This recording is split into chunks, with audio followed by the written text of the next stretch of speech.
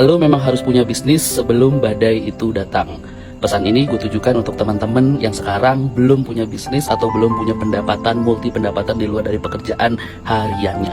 Oke, teman-teman, kita tahu yang namanya berkeluarga itu penuh tanggung jawab. Gue nggak tahu lo anaknya orang kaya atau bukan, gue nggak tahu anak lo banyak atau sedikit, gue nggak tahu mertua lo kaya atau enggak. Tapi seenggaknya finansial keluarga itu memang harus lo pikirin.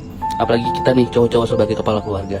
Oke, mungkin yang seangkatan sama gue usia 34, 35, 36 gitu kan, sekarang sudah mulai merasakan bahwa anaknya sudah mulai tumbuh kembang usia 4, 5 tahun, 6 tahun mungkin, atau 3 tahun mungkin, yang kalau orang tuanya dua-duanya bekerja, berarti berasumsi dua-duanya berpendapatan, kelihatan masih bisa happy-happy. Salah nggak? Ya nggak salah gitu kan. Punya rumah atau belum punya rumah itu urusan belakangan.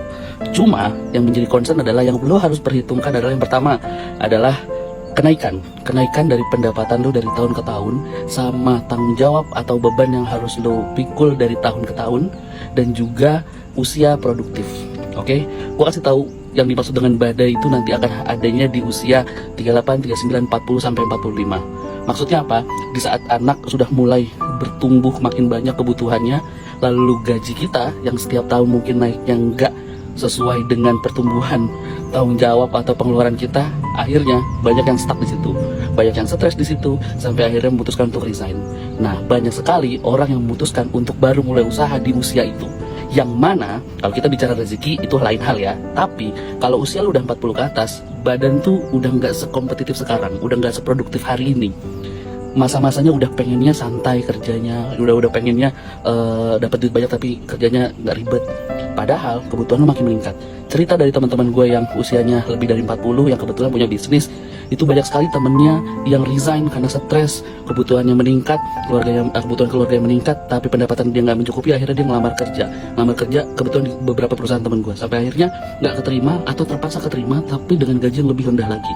Akhirnya banyak sekali orang yang gagal di usia 40, 41, 42 dan seterusnya. Udah, kalau ternyata lu gagal di badai itu, maka dari 40 ke 60 itu tinggal yang namanya penyesalan.